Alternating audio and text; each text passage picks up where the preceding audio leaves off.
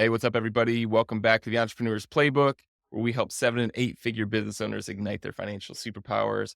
Josh Bowerly here with Ron Parisi. Ron, how you doing this week? Hey, Josh, doing great today. We typically record these on Friday. Today's a Friday, wrapping up a really good week and excited to talk. This is going to be a podcast, a little about your personal situation and a little about running a business. So I'm excited. Yeah, A little yeah. different spin. Why don't you get us started and tell me what you have in mind, and we'll Oh, yeah. I was going to say through doing these podcasts, where you've been telling me about your training for a full marathon that you just completed in Columbus, Ohio, 2 weeks ago? yeah, And yeah. A week and a half ago. Yeah, week and a half ago. And it just got me thinking about the training, the discipline, all the things that go into training for a marathon, being successful like you were, but also balancing your business, your family. And so I think it's like a kind of a two-layer approach, right? And I relate yeah, this to running a business, right? So you have the business itself, which is similar to a marathon and everything it takes to be successful in business. And then also the balance is that how do you balance everything in your own personal life, business life to accomplish such a feat? So be interested. Why don't you maybe just tell the audience about what's going on and maybe we can, and we'll sprinkle in the running the business. yeah. No, I like this idea because I actually did notice a lot of similarities throughout this process of just achieving a goal like this compared to achieving a business goal. It's basically the same thing. But just to give you background, like I was never a big runner. I run occasionally with neighbor friend. We'd run a couple times a week, just slow 3, 4, 5 miles at a time. And I turned 40 this year, very beginning of the year, January 3rd. And on my birthday, I signed up for the marathon. Just like had to do something to stay young, right? And it was a 18-week program. So at that 18 weeks, I dove in, and I would say for the first 8 weeks, and my goal was I had two goals with the marathon: don't walk at any point and break 4 hours. Which the 4 hours thing especially seemed very like I was almost embarrassed to say because I didn't think it was possible. And through the first 8 weeks of training, I didn't think finishing a marathon would even be possible. I remember I did my first 11-mile run, was my longest run ever to that date. And I crashed at like mile 9. And I'm like, how am I going to add on another 15 Right on. miles onto Right. that? And then my pace would have to improve by a minute per mile to hit the other goal. There's just no way. And all of a sudden at week 8, it just is like a switch flipped. And all of a sudden I got significantly faster. I got significantly better at finishing these long runs. And it's just like with business. Number one, you actually do the things you're supposed to do, but then you also start to learn, right? Like I wasn't running with water. I wasn't properly fueling myself before, during, and after the race. So I'm just going out there and trying to run 11 miles with nothing in me, nothing with me to drink. And of course I'm crashing. So then I start to look up all this stuff. Okay, these are these energy chews I can have during the run that give me electrolytes and calories. This is the stuff I can mix in this handheld drink that I can bring with me. So it is really interesting on how you have this plan and you just follow it. And then you supplement that with other information you're getting. And this goal that feels impossible, almost halfway through, all of a sudden, I end up, my final time was 3:49. So I beat this by 11 minutes with this goal that felt impossible. Yeah. I think it is super similar to business, right? So many people get into this. And of course, you're optimistic at first and, oh, this is going to be a great business. But then you start to get into this and things get real quick, right? Oh, I'm not bringing in revenue yet, or I'm not bringing in enough revenue yet. And can I actually sustain this? I think so many people quit in the equivalent of that first 8 week period, just like they probably do in a marathon, when you've got to weather that storm. You got to follow this training program, these steps that will make you successful in whatever it is. You've got to learn this stuff on the side that help you with that. And then all of a sudden that switch flips and becomes doable. So yeah, a lot of similarities I saw.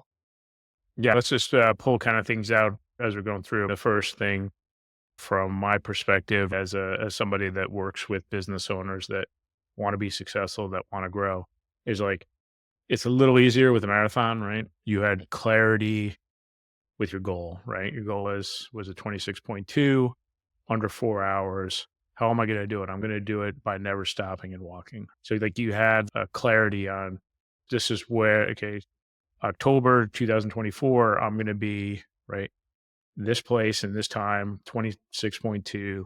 And these are my criteria for being successful. So you had the goal in mind. And then the next thing is you used some type of training plan, whether you had a coach or whether you bought it offline or whatever it is, you had a plan to get you there. So just relate that with business, right?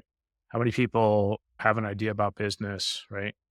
and they create a product, they create a service. They have no idea what the end looks like, right?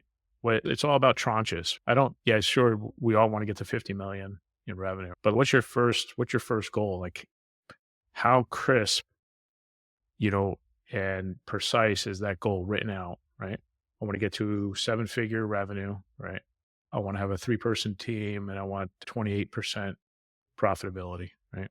Like that crisp, right? Precision goal, right? So it's just, and when do you want to do it by, right? I want to do it by, let's say 6/30/2025, right? I want to hit $1 million. And then what's the training plan? It's the equivalent of training plan. Okay. Reverse engineer how we get there, revenue streams, launches, marketing, conversions. So I totally think that the two parallel each other side by side. And then let's dig a little more. You said the first 8 weeks, really hard, right? Impossible goal. Never thought you were going to finish. Never thought you were going to finish in under 4 hours. Let's talk about that. Like, how do you have that breakthrough? Because I think, like for me, it's so insightful about entrepreneurship as well. Yeah. No, it was just keep doing it and trusting the plan was the biggest thing. It was really tempting after that 11-mile run to just say this, I'm not built to do a marathon. Let's just scrap this. Or be like, oh, this training plan isn't working. I need to try a different training plan. Yeah, start shifting, like start Exactly. shifting Yep. different. Yeah, yeah. Yep. So the biggest thing was just sticking with it and just doing those every single day. But then also, like I said, the other thing was, okay, I have the training plan on what I'm supposed to run, but what else am I missing here? And for me, it was the fueling and proper nutrition and staying hydrated. So it was staying with the plan and then also seeing what other areas do I need to clean up here that are going to get me to that end goal.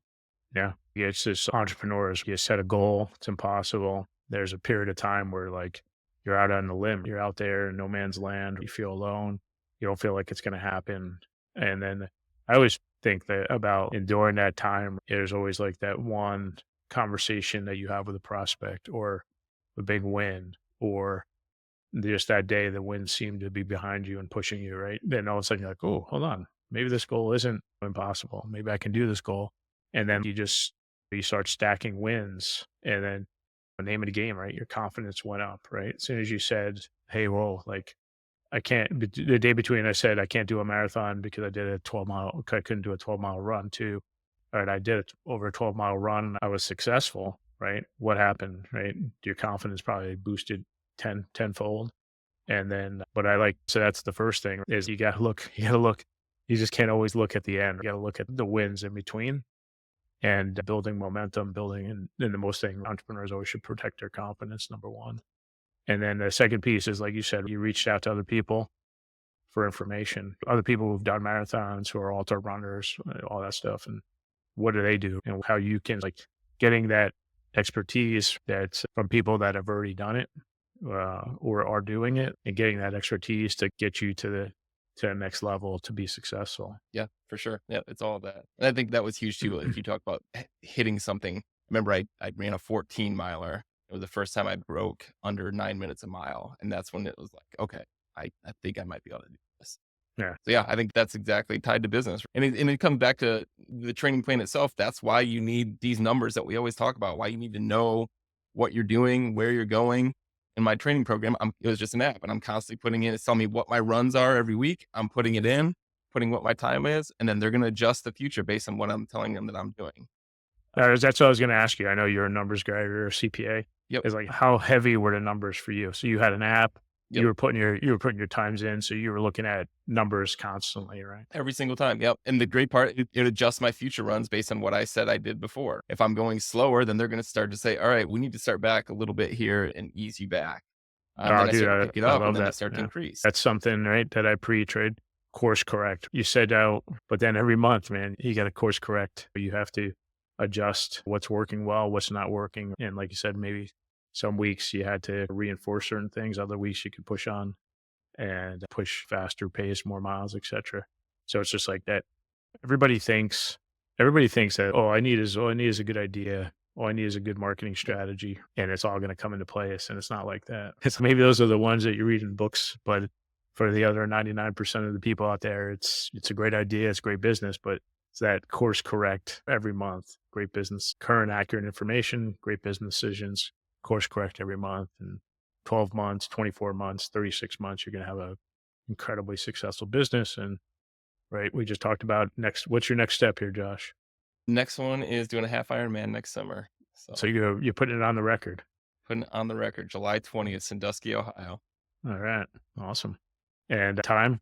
Man, I'm still going back and forth on that. Under 6 hours for now, Okay, but we'll that's see. sweet. Yeah. Awesome. Hey, I thought that was really good just talking with you about your marathon training, talking obviously shop about helping entrepreneurs really get that successful business, right? Growth, profitability, business success. So I thought that was a really good way of marrying the two. So really appreciate the time, Josh. So thanks. Yeah, no, that's fun. All right. Hey, everybody. We're closing the rest of the year, closing 2024. Man, we're doing great work with our current clients, building 25 budget, building 3-year, 5-year, 10-year budget or forecasts. It's been a lot of fun just working with such creative people. If you have a business and you don't have a 2025 plan, if you don't have a 3-year, 5-year forecast, visit us, cpaonfire.com, and maybe you could bring our expertise to your business and help propel you to the next level. So thanks, Josh. We Yeah. appreciate being with you. So we'll take care next time.